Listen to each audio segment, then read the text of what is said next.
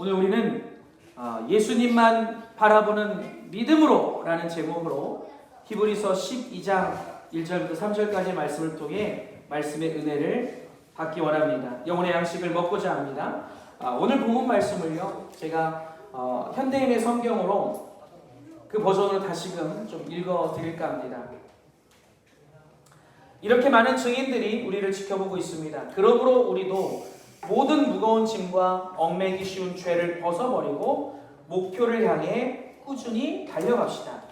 그리고 우리 믿음의 근원이시며 우리 믿음을 완전케 하시는 예수님을 바라봅시다. 그분은 장차 누릴 기쁨을 위하여 부끄러움과 십자가의 고통을 참으셨으며 지금은 하나님의 오른편에 앉아 계십니다. 여러분은 죄인들의 이런 증오를 몸소 참으신 예수님을 생각하면서 낙심하지 말고 용기를 내십시오. 할렐루야. 먼저 질문을 드려봅니다. 여러분은 믿음이 있으십니까? 혹시 누군가가 믿음에 대해서 물어본다면 믿음에 대해서 설명할 수 있으시겠습니까? 신앙생활하면서 우리가 믿음이란 단어를 정말 많이 듣고 정말 많이 이야기하지만 정작 믿음이 뭔지, 어떤 믿음이 제대로 된 믿음인지 잘 모르는 경우가 많습니다. 이 정도면 믿음에 대해서 좀 알 것 같다, 이 정도면 믿음을 좀 가진 것 같다 싶다가도 어느 순간 보면 내가 믿음을 바르게 알고 있는 것이 맞나? 내가 믿음을 바르게 가지고 있는 것이 맞나? 하는 생각이 들곤 하는 거예요. 갈수록 빠른 속도로 타락해가는 이 시대에 그리스도인은 우리가 믿음을 준비하지 못하면 누구도 우리의 신앙을, 우리의 미래를 장담해 줄 수 없습니다. 신앙생활에 있어서 믿음이란 아무리 강조해도 부족할 만큼 정말 중요한 것이에요. 믿음이 없으면 신앙생활은 아예 불가능입니다. 구원도 마찬가지예요. 회복도, 치유도, 기적도, 축복도 믿음이 없이는 다 불가능입니다. 그래서 성경 말씀 히브리서 11장 1절 말씀을 보면 믿음이란 육신의 눈에는 보이지 않지만 믿음은 바라는 것들에 대한 실물이며 보이지 않는 것들의 증거라고 말씀하고 계시는 거예요. 그렇기 때문에 우리가 적당히 대충 믿어서는 안 된다는 거예요. 믿음에 의해서 되고 안 되고가 결정되기 때문입니다. 성도 여러분, 그리스도인은 믿음으로 살아야 됩니다. 육신의 눈으로는 볼 수 없지만 영으로 분명히 살아계신 주님을 믿고 매 순간 그 믿음으로 살아가는 것이 바로 그리스도인들의 인생이에요. 근데 시대가 가면 갈수록 이것이 잘 안 되다 보니까 교회와 성도들이 갈수록 영적인 힘을 잃어버리고 세상 사람들보다도 못하게 돼버리는 것입니다. 하나님께서 그리스도인들에게 정해주신 공통의 삶의 목적은 하나님의 뜻을 이루며 하나님의 영광을 나타내는 것인데, 우리가 그릇된 믿음, 엉터리 믿음, 어설픈 믿음으로 살다 보니까 세상에서도 본이 못되고 그리스도의 향기를 나타내지를 못하게 되는 것입니다. 누구나가 마귀를 이기자, 세상을 이기자 말을 하지만 정작 제대로 된 믿음을 가지는 것에는 관심이 별로 없는 것 같아요. 근데 어쩌면 이것이 마귀의 계략일 수 있습니다. 믿음에 대해서 깊이 관심 갖지 않게 만드는 거예요.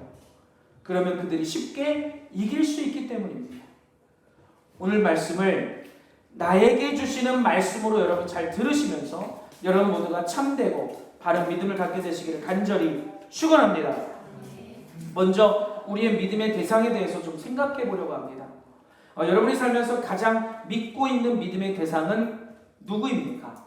무엇을 믿으시나요? 사람은 본래 본능적으로 누구나 믿음의 대상을 찾기 마련입니다.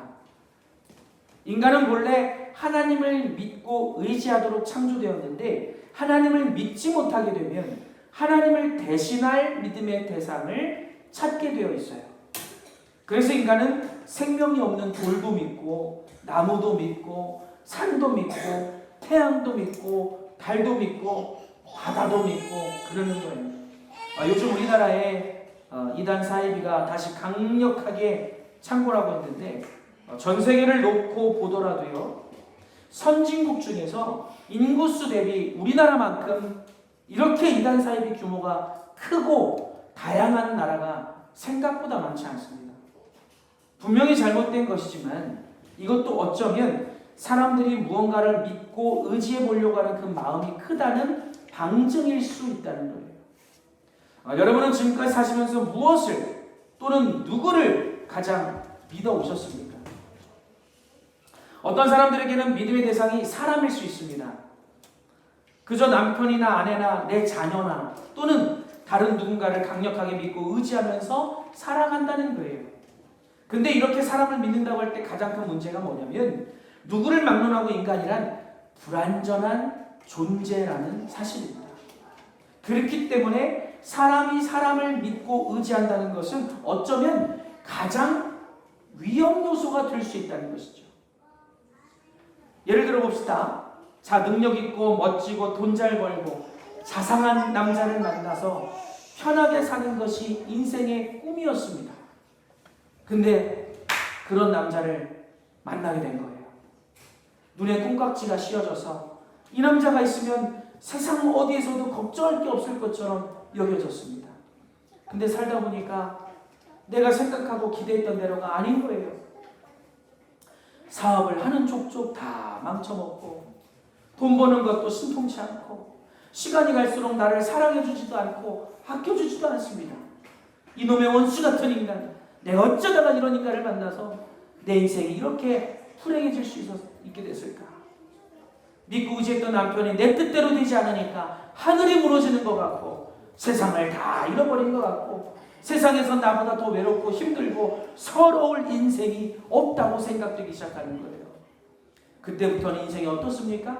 고난이요, 가시밭길이요, 외로운 나그네 인생이 되어버립니다. 또 어떤 사람들에게 믿음의 대상이 자녀가 될 수도 있는데요. 이것도 마찬가지예요. 여러분, 자녀들이 어디 내 맘대로 됩니까? 내 아이가 내가 못 이룬 꿈을 좀 이뤄주려나, 먹여 살리느라고 바쁘게 일만 하면서 정신없이 자랐고 가족 때문에 마음고생하면서 누리지 못했던 내 인생, 애들을 통해서라도 좀 보상받아 보려고 애지중지 키워놨더니 이 녀석들은 지들밖에 몰라요. 사춘기라면서 대화는 단절돼 버리고 까칠하게 일쓰고 대학에 들어갔나 싶더니 애인 만나서 노닥거리느라고 정신없고 결혼하고 나더니 어디로 이민을 가버린 건지 소식도 없고 자식들까지 내 마음대로 안 된다고 생각될 때는요 정말 마음이 더 진짜 무너져 버리는 거예요.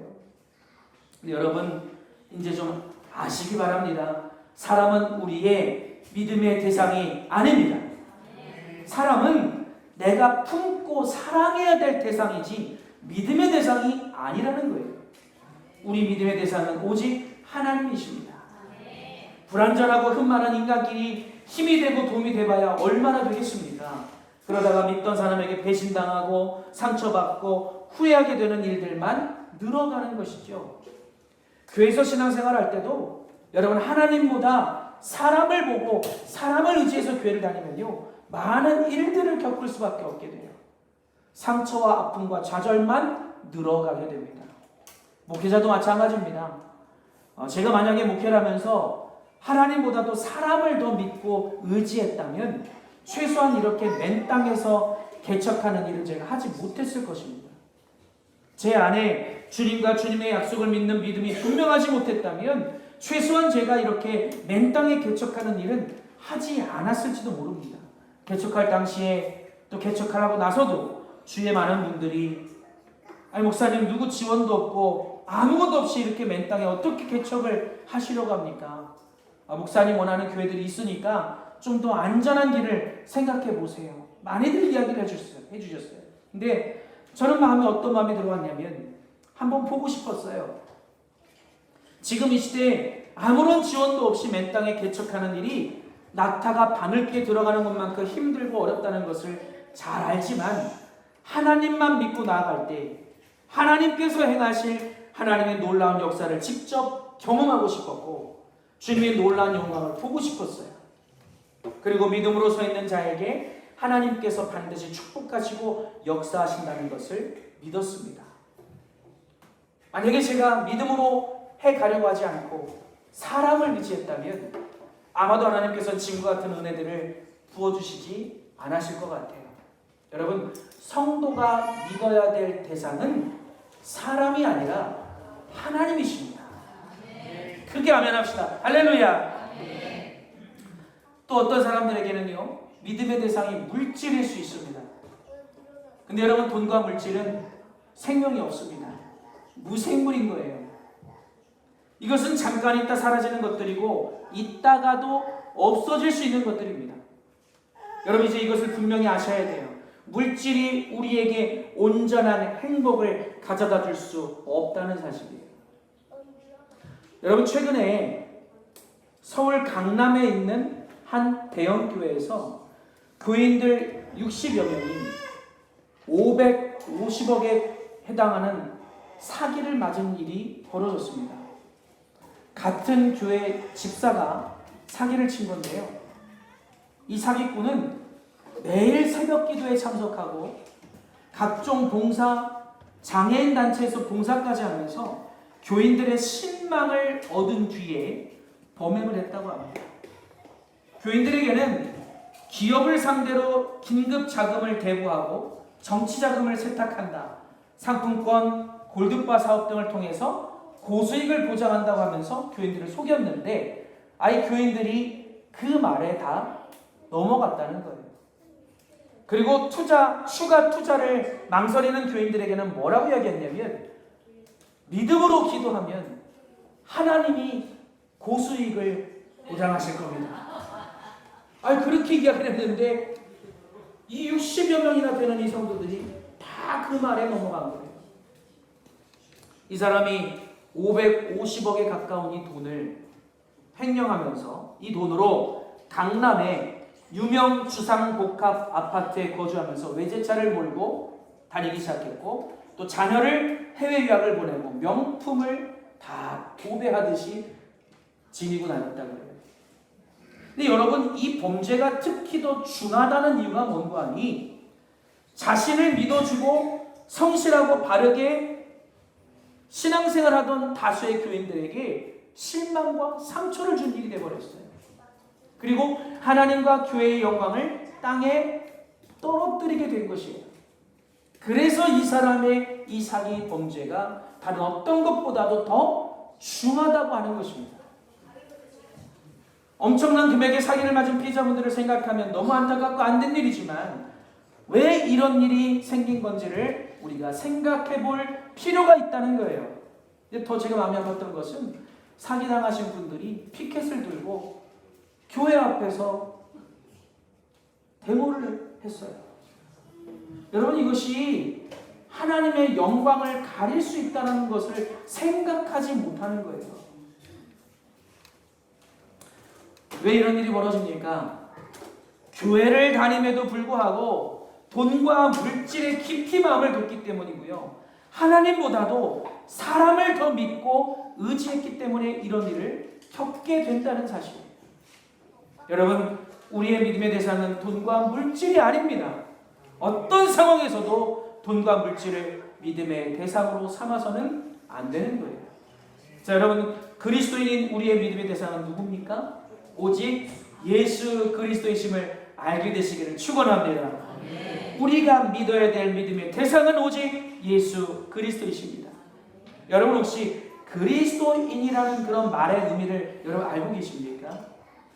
그리스도인이라는 말은 안디옥에서 처음 사용되었는데요. 그리스도인을 뜻하는 크리스티아노스라는 이 헬라어는 그리스도에게 속한 자, 그리스도로 즐거워하며 그리스도를 위해 일하고 낮에는 그리스도를 위해 충성하며 밤에는 그리스도를 꿈꾸고 그들의 의식과 생각은 항상 그리스도로 가득하며 그리스도를 존귀케 하고 그리스도를 나타내는 늘 그리스도 중심의 놀라운 삶을 살아가는 사람들을 가리켜서 그리스도인이라고 칭하게 된 거예요. 그리고 이러한 사람들을 세상 사람들이 도무지 이해할 수 없다고 해서 붙여준 말이 바로 그리스도인이라는 말이었어요. 여러분, 어떤 말보다 영광스럽고 감격스럽고 고귀한 말이 바로 그리스도인이라는 말입니다. 그렇다면 여러분, 우리 과연 그리스도인이라는 말에 어울리는 사람들이 맞습니까? 그리스도인이라는 말에 어울리는 삶을 살고 있습니까? 어른은 아이들의 모델이라고 하는데요. 오늘 어린이 주일을 맞아서 우리가 먼저 자녀들 앞에서, 하나님 앞에서 우리 자신을 겸손하게 돌아봤으면 좋겠습니다.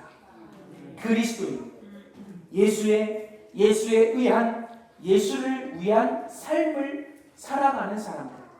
우리는 과연 예수님만 바라보는 믿음으로 살고 있을까?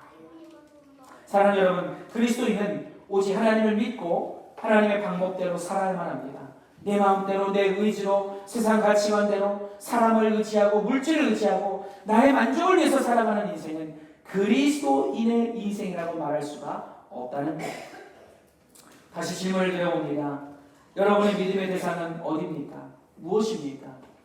사람들이 살아가는 모습을 보면요, 사람은 크게 세 가지 정도의 부류로 나눠볼 수 있을 것 같습니다. 첫 번째는 삶의 주체자가 나인 사람입니다.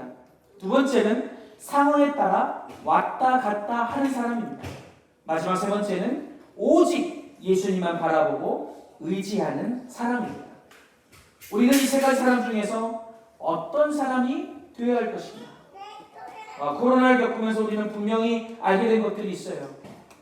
이제는 그 누구도 안전을 장담할 수 없다는 것이고, 앞으로는 이보다 더 큰 환난과 어려움들이 얼마든지 올 수 있다는 것이고, 죽음의 위기 앞에서 인간은 너무나도 연약한 존재라는 사실이고, 신앙생활에 있어서 우리가 그동안 너무나 흔하게 당연하게 여기던 것들이 얼마나 소중하고 귀한 것들인가 하는 것을 알게 된 것이고요. 또 주님께서 이제 진짜와 가짜, 알곡과 가라지를 구별하시는 작업을 시작하셨다는 사실입니다. 그러므로 여러분, 할 수 있는 한 빨리 올바른 신앙심을 갖게 되시기를 주님의 이름으로 축원합니다. 이제 우리는 어떤 믿음을 갖고 살아가야 될 것인가, 오늘 세 가지로 살펴볼 텐데, 말씀을 듣고 깨어나는 성도 여러분 되시기를 주님의 이름으로 축원합니다. 우리 교육부 친구들도 목사님을 좀 바라보세요. 목사님 바라보세요. 우리 아동부 목사님 바라보세요. 자, 첫 번째로 따라합니다. 삶의 주체자가 나인 사람. 첫 번째로 우리가 살펴볼 사람은 삶의 주체자가 나인 사람이에요. 달리 표현하면 나를 믿는 사람입니다. 주체자라는 말은 어떤 단체나 사물, 일에 있어서 중심이 되는 것을 뜻합니다. 그러면 삶의 주체자가 나라는 것은 무슨 의미일까요? 매사에, 여러분 잘 들으세요. 매사에 내 생각, 내 가치관, 내 지식, 내 판단, 내 힘으로 사는 것을 의미합니다. 달리 말하자면 지극히 자기주도적으로 자기의로 사는 사람을 말하는 거예요. 근데 어쩌면 지금 대다수의 사람들이 이렇게 살고 있지 않겠습니까? 근데 여러분, 이렇게 사는 것이 왜 잘못인 걸까요? 요즘 세상은 자기 주도적으로 살 수밖에 없는 환경이고, 그렇게 살아도 이해가 될 만한 세상인데, 하나님 앞에서 보면 왜 이것이 문제라고 하는 것일까요? 첫째 이유는요, 인간인 내가 주체가 되면 반드시 한계와 제한이 있을 수밖에 없기 때문입니다. 왜냐하면 인간의 능력에는 한계가 있고 인간의 힘은 지극히 제한적이기 때문에 내 생각과 내 힘과 내 능력과 내 경험치를 넘어서는 더 큰 상황이 닥치면 반드시 한계를 느끼고 반드시 절망과 좌절과 어려움을 겪을 수밖에 없기 때문이에요. 두 번째 이유는 하나님께서 내가 주체가 되는 삶을 싫어하시기 때문입니다.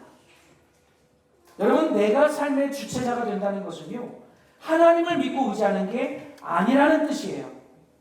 하나님과 하나님의 말씀보다 내 힘과 내 머리와 내 판단을 더 믿는 거예요. 지극히 자기 주도적인 거예요. 믿음의 대상이 하나님이 아니라 나입니다. 삶을 만들어가는 주체자가 하나님이 아니라 나인 거예요. 한 가지 예로 요한복음 6장 말씀에 나오는 빌립의 경우가 있죠. 예수님은 지금 많은 군중 앞에서 제자 빌립의 믿음을 테스트하고 계십니다. 빌립아, 우리가 지금 5,000명이 넘는 이 많은 사람들을 과연 다 먹일 수 있겠느냐? 네가 보기엔 이것이 가능할 것 같으냐? 빌립에게 예수님이 질문을 하십니다. 예수님의 질문을 받은 빌립이 뭐라고 대답을 했을까요? 이 사람들에게 모두 조금씩이라도 먹게 하려면 빵 200데나리온 어치를 가지고 있어도 충분하지 못합니다. 여러분, 이게 무슨 뜻입니까? 따라합시다. 주님, 절대로 불가능합니다. 할 수 없습니다. 빌립이 볼 때 지금 5,000명이 넘는 엄청난 숫자이므로 도저히 불가능하다고 얘기하는 거예요. 예수님이 물어보실 때 네, 주님을 믿습니다. 주님께서 하시면 될 줄로 믿습니다 해야 맞는데 자기 기준, 자기의 머리, 자기의 지식, 자기의 경험치로 판단해 보니까 이건 아무리 봐도 계산이 안 나오고 불가능해 보인다는 거예요. 예수님은 제자의 믿음을 보시려고 했던 건데 빌립은 부정적인 답변을 내놓을 수밖에 없었어요. 예수님을 바라보고 믿음 안에서 생각한 것이 아니라 인간의 상식과 한계 속에서 생각을 했기 때문입니다. 그 결과 믿음의 테스트를 통과할 수 없게 되어버렸어요. 저는 이 말씀을 묵상하면요, 지금 현재를 살고 있는 우리들의 모습이 떠오르게 됩니다. 솔직히 여러분, 우리도 빌립과 비슷할 때가 너무 많지 않습니까? 하나님을 믿고 의지하기보다는 자꾸 내 머리와 내 능력과 내 경험치에 의지하다 보니까 수시로 한계를 느끼게 되고 실패와 좌절감을 느끼게 되고 부정적인 생각을 갖게 되고 그래서 불신앙과 불순종이 반복되는 그런 경우를 우리가 자주 겪게 되지 않습니까? 근데 여러분, 그 결과가 뭡니까? 주님의 능력과 기적을 꿈꾸고 바라보고 맛볼 수가 없게 되더라는 거예요. 여러분이 잘 아시는 민수기서 13장 말씀에도 잘 나와 있습니다. 이스라엘 백성이 가데스 바네아에서 가나안 땅을 정복해 들어가기 전에 먼저 정탐꾼을 보냈습니다. 12사람을 보냈죠. 근데 그들 중에 10명은 지극히 인간적인 사고력 안에서 판단을 합니다. 그래서 부정적인 보고를 내놨어요. 인간의 기준에서만 보니까 적들에 비하면 자기들은 작은 메뚜기같이 느껴지더라는 거예요. 이길 수 있겠다는 판단이 전혀 안 생기더라는 겁니다. 여러분, 어쩌면 이것이 일반적인 사람들의 지극히 일반적인 모습 아니겠습니까? 근데 문제는요, 이런 사람들은 주님의 역사하심을 보기가 어렵다는 사실이에요. 부활의 주님이 그 능력으로, 그 힘으로, 그 은혜로 행하시는 역사하심을 보기가 어렵다는 거예요. 설령 하나님께서 계획하고 뜻하신 바가 있다 하셔도 그게 내 삶에서 실현되기가 어렵다는 겁니다. 주님은 우리의 믿음을 보시고 우리의 믿음을 통해서 역사하시는데 내 안에 믿음이 없으니까 주님의 역사가 나타나지 않는 거예요. 결국 10명의 정탐꾼은 하나님이 약속하신 가나안 땅에 들어가지를 못하게 됐어요. 사랑하는 여러분, 자신이 가진 한계 속에서 자신의 생각과 자신의 머리로, 자신의 지식으로, 자신의 힘으로, 자신의 판단으로 자기가 주체자가 돼서 살아가는 사람들은 계속해서 상황과 환경의 지배를 받을 수밖에 없습니다. 여러분, 그렇게 되면 주님이 주시는 거룩한 꿈과 비전을 바라볼 수 없고요, 소망할 수 없고요, 주님의 역사하심과 주님의 기적과 주님의 축복은 기대할 수 없게 되어버리는 거예요. 이 땅에 사는 동안 내 육신의 한계 속에서 발버둥 치면서 살 수밖에 없습니다. 여러분, 절대로 내 삶에 있어서 내가 주체자가 되서는 안 됩니다. 나라고 하는 존재는 불완전한 존재이기 때문에 그렇습니다. 인간이라는 존재는 불완전하고 연약하고 제한적이기 때문에 내가 주체자가 돼버리면 매사에 부정적이고 불완전하고 불순종할 수밖에 없는 것입니다. 여러분, 이것은 예수님을 믿는 그리스도인의 모습이 아니에요. 하나님의 자녀는 매사에 내가 아니라 주님을 바라보고 주님을 의지해야 될 줄로 믿습니다. 하나님은 이런 사람들을 통해서 위대한 하나님의 나라를 만들어 가시는 거예요. 여러분, 지금 현대인들이 자기 잘난 맛에 산다고 하잖아요. 박사학위 같은 것 없어도 요즘은 다들 얼마나 박식하고 똑똑한지 몰라요. 자기 잘난 맛에 사는 것이 무조건 나쁜 것은 아니지만, 근데 문제는요, 이것이 심해지다 보니까 주님을 바라보고 주님을 믿고 주님을 의지하는 것이 어렵게 되어버렸어요. 마치 이스라엘의 바리새인이나 서기관들하고 똑같아진 것입니다. 여러분 어떻습니까? 지금까지 어떤 인생을 살고 계셨습니까? 혹시 아직도 내가 내 삶의 주인이 돼서 나중심적으로 불완전한 내 자아와 내 힘을 의지해서 사는, 내가 주체자가 되는 그런 삶을 살지는 않으셨습니까? 사랑하는 여러분, 우리 주님은 살아계셔서 우리와 함께 하시는 주님이신 줄로 믿습니다. 무에서 유를 창조하시는 주님이십니다. 부활의 능력을 가지신 주님이십니다. 치유의 능력을 가지신 주님이십니다. 생명을 살리는 능력을 가진 주님이십니다. 새롭게 하시는 주님이십니다. 구원의 주님이십니다. 모든 능력이 되시는 주님이십니다. 그러므로 불완전한 내가 주체자가 될 게 아니라 우리의 삶에 주님께서 주체자가 되셔서 주님께서 책임지시는 거룩한 인생이 될 수 있기를 주님의 이름으로 축원합니다. 이제 오늘 이후로는 예수님만 바라보는 믿음으로 살기를 주님의 이름으로 축복합니다. 우리 두 번째로 따라할까요? 상황에 따라 왔다 갔다 하는 믿음. 두 번째로 우리가 살펴볼 사람은 상황에 따라 왔다 갔다 하는 사람이에요.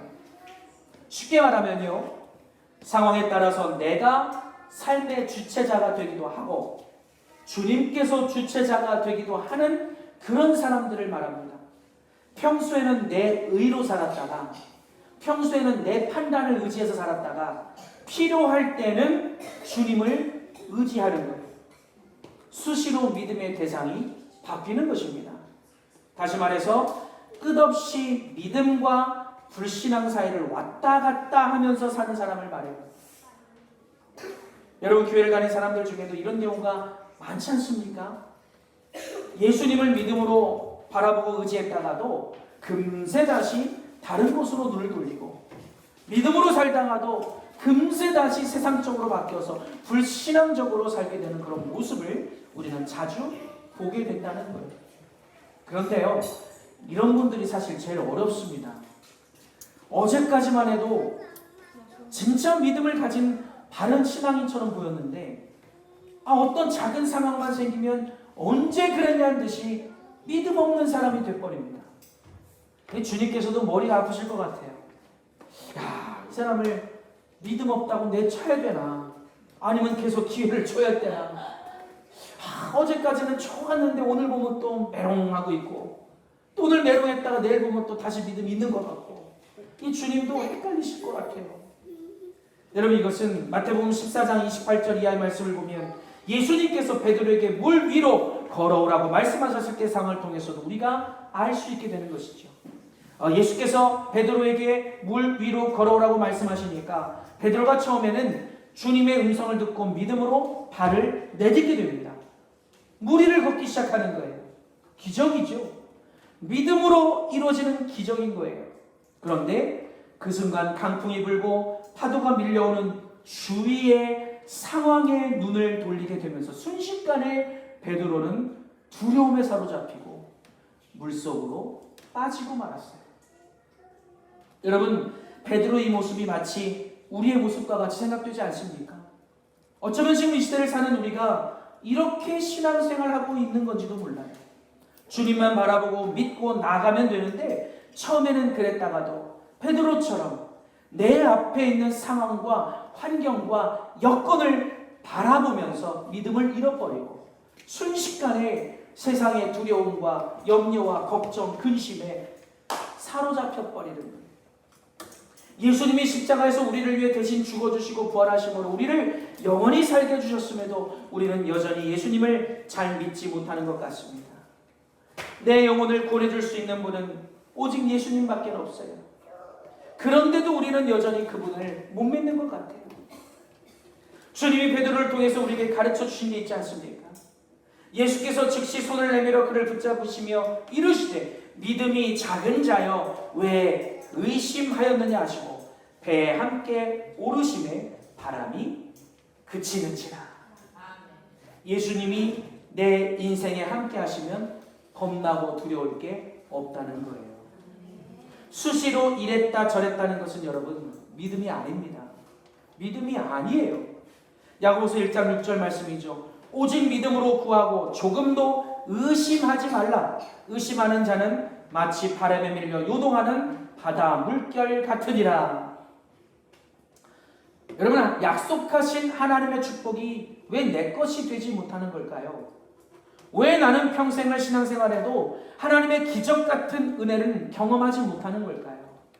그 이유는 내 믿음이 수시로 왔다 갔다 하기 때문입니다. 하나님의 자녀들은 주님 앞에서 믿음을 분명히 해야 되는데 내 믿음이 자꾸만 수시로 왔다 갔다 하는 거예요. 여러분, 신앙은 단순해야 됩니다. 하나님을 믿었다가 안 믿었다가 왔다 갔다 하는 바람에 실패와 고통과 어려움을 다 겪고 나서 천부여 의지 없어서 손들고 옵니다 할 것인지, 아니면 살든지 죽든지 주님만 바라보고 주님을 믿고 의지하면서 내 인생을 주님께 걸어볼 것인지. 주님은 이제 우리가 주님 앞에서 믿음을 분명히 하기를 바라시는 거예요. 여러분, 예수님은 생명이십니다. 예수님은 모든 능력이 되십니다. 예수님은 세상 만사를 다스리시고 주관하시는 분이십니다. 예수님은 구원자 되십니다. 할렐루야. 주님만 바라보고 의지하는 사람은 반드시 하늘의 복의 열매들이 맺힐 수밖에 없어요. 그러나 반대로 믿음의 대상을 수시로 바꾸는 사람은 하나님의 영적인 복이 있을 수가 없다는 사실입니다. 시편 46편 1절에서 3절 말씀입니다. 하나님은 우리의 피난처시요 힘이시니 환난 중에 만날 큰 도움이시라. 그러므로 땅이 변하든지 산이 흔들려 바다 가운데 빠지든지 바닷물이 솟아나고 뛰놀든지 그것이 넘침으로 산이 흔들릴지라도 우리는 두려워하지 아니하리로다. 여러분, 자꾸만 우리가 걱정과 근심과 두려움 속에서 부정적인 생각으로 사는 이유가 뭐겠습니까? 예수님만을 바라보지 않기 때문입니다. 여러분, 명심하십시오. 육신은 자꾸만 우리를 속입니다. 세상과 마귀는 계속해서 우리를 속입니다. 너 자신을 좀 바라봐봐. 네 상황을 바라봐라. 네 환경을 바라봐라. 네 문제를 바라봐라. 어렵지? 복잡하지? 답답하지? 두렵지? 이것이 너의 현실이야. 이런 끝없는 공격이 우리에게 밀려오는 거예요. 여러분, 이때 우리가 어떻게 해야 되겠습니까? 그냥 그때그때 눈치껏 상황에 따라서 이리 갔다 저리 갔다 해야 되는 걸까요? 아니에요. 죽으나 사나 예수님만 바라보는 것입니다. 어차피 내 인생과 내 생명을 책임지실 분은 예수님이시니까 예수님만 믿고 바라보는 거예요. 주님 옷자락이라도 붙잡고 믿음으로 매달리는 겁니다. 주님, 어차피 제 인생과 제 생명이 주님 손에 들려 있습니다. 주님이 저의 주인이십니다. 주님이 저의 구원이십니다. 주님이 저의 방패시며 요새이십니다. 주께서 저를 외면하시면 저는 갈 곳이 없습니다. 주님, 저를 도와주시옵소서. 전부 의지 없어서 손들고 옵니다. 주 나를 외면하시면 나 어디 가리까. 내 죄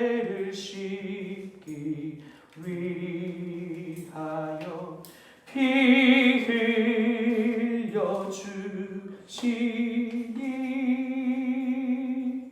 곧 회개하는 마음으로 주 앞에 옵니다.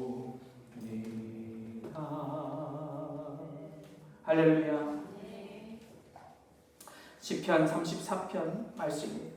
너희는 여호와의 선하심을 맛보아 알지어다. 그에게 피하는 자는 복이 있도다. 하나님의 선하심을 맛보아 알라는 거예요. 주님의 능력이 함께 하니까 그분의 은혜를 직접 경험해 보라는 것입니다. 하나님이 행하시는 기적과 능력을 경험해 보라는 거예요. 할렐루야. 여러분, 주님은 살아계세요. 살아계세요. 나의 믿음을 통해서 내 삶에 엄청난 일을 행하시기를 주님은 원하고 계십니다.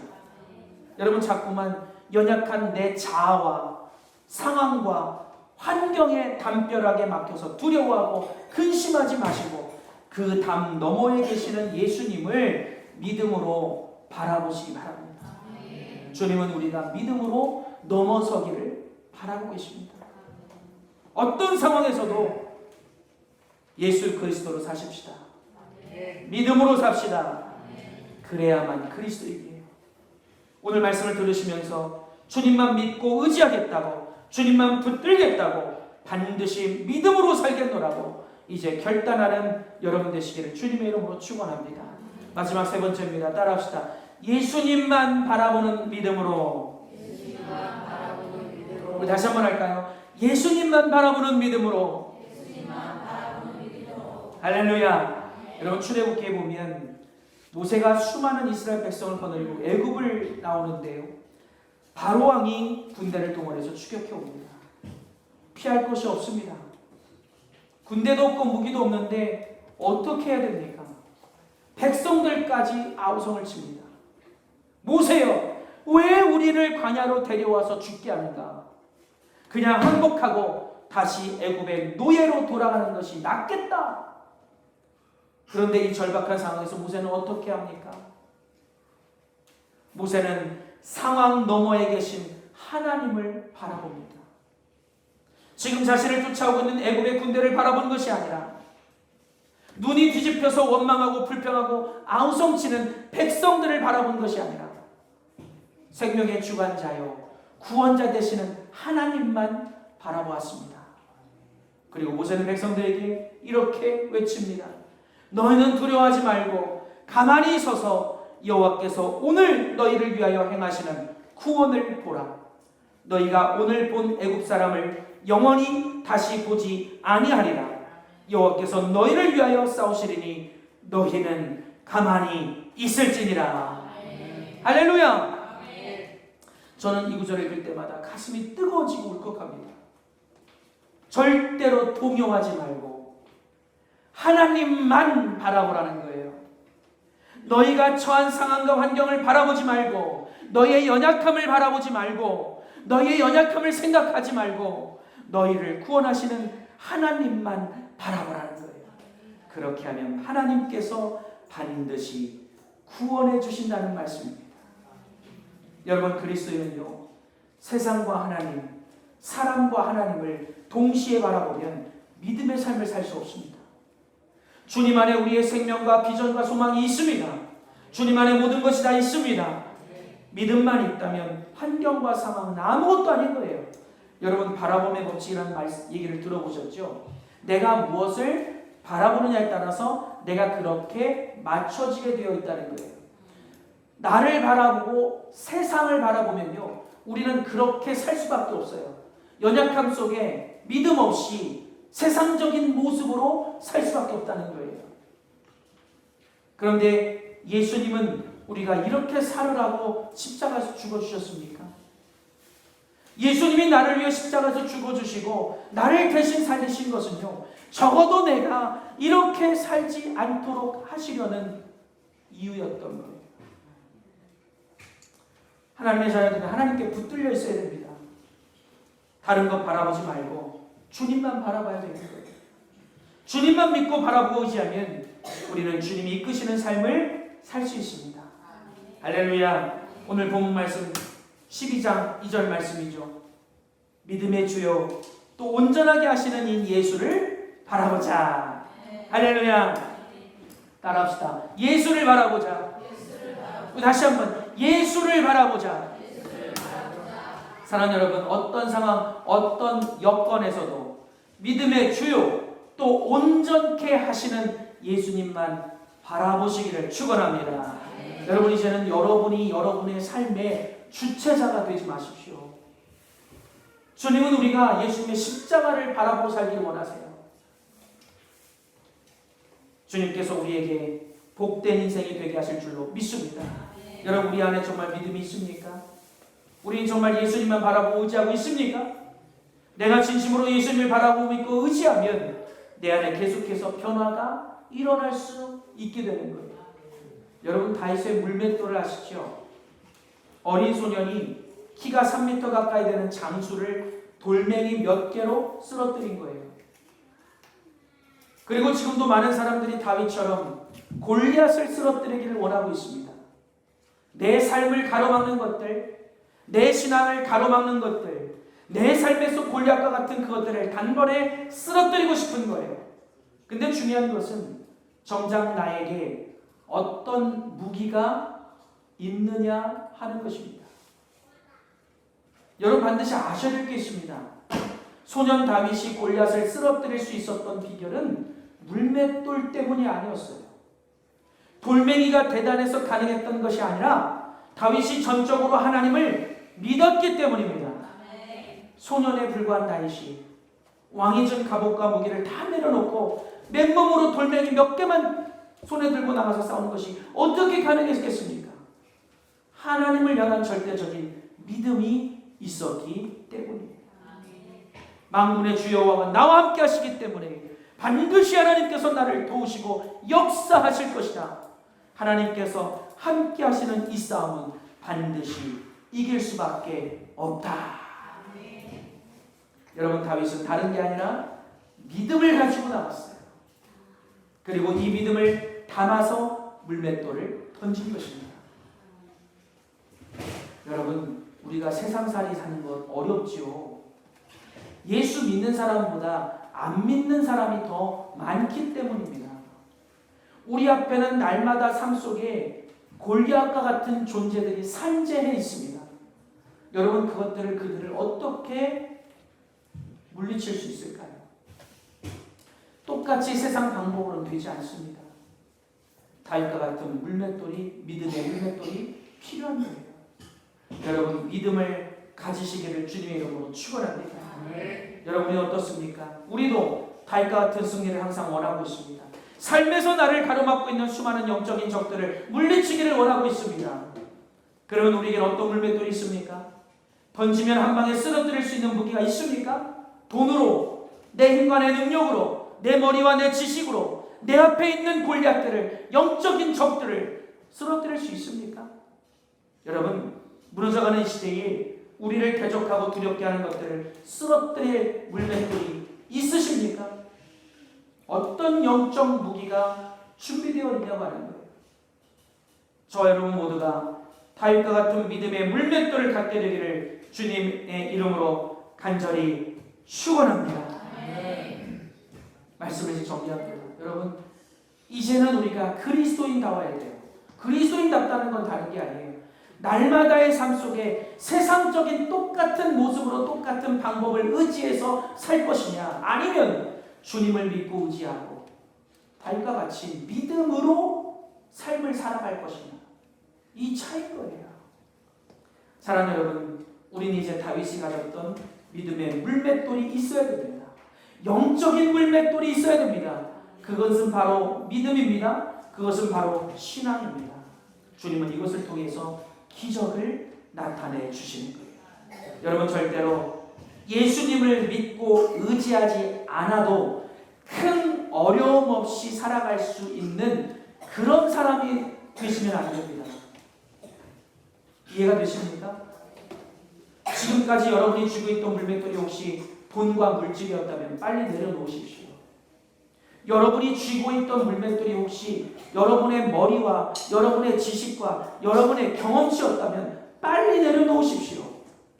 이제는 믿음의 물맷돌을 가지세요. 신앙의 물맷돌을 가지세요. 그렇게 된다면 여러분의 인생에도 다윗과 같은 엄청난 기적의 역사, 승리의 역사, 축복의 역사가 열리게 될 줄로 믿습니다. 말씀을 이제 끝냅니다. 여러분, 세상은 갈수록 험해질 거예요. 살기가 각박해질 겁니다. 힘들어질 겁니다. 말씀에 나와 있는 대로예요. 사랑 여러분, 부탁드려요. 여러분이 자꾸 삶의 주차자 되지 마십시오. 여러분이 여러분의 삶의 주인이 되지 마십시오. 주님을 믿고 주님을 붙들고 주님을 의지하는 그 믿음의 힘으로 살아가는 저와 여러분 될 수 있기를 바랍니다.